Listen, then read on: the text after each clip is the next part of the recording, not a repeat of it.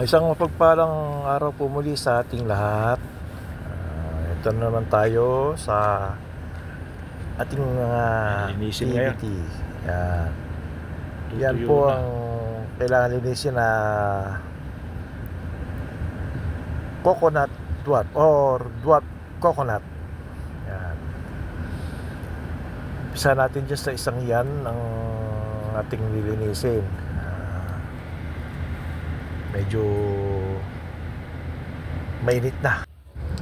Kaya medyo bawas na yung ating lakas dyan at sigla pagka ganyan na kainit.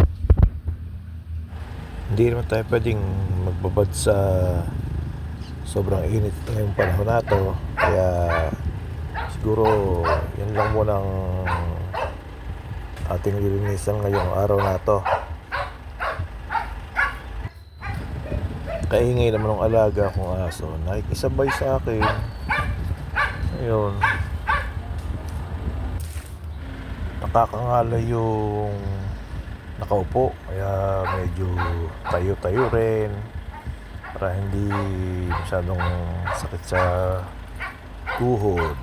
Ayan,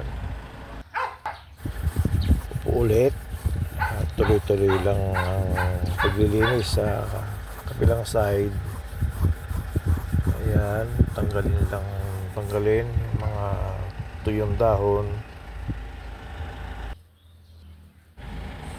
Then after matanggal sa kabilang side, then dito sa kabila naman, ayan, tanggalin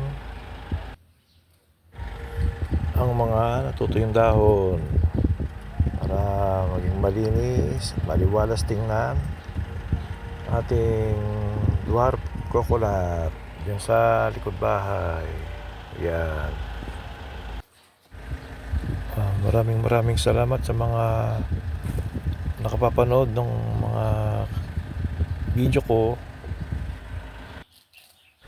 At sana po patuloy niyo pong suportahan itong aking ginagawa. Ayan. Tapos na po. Salamat.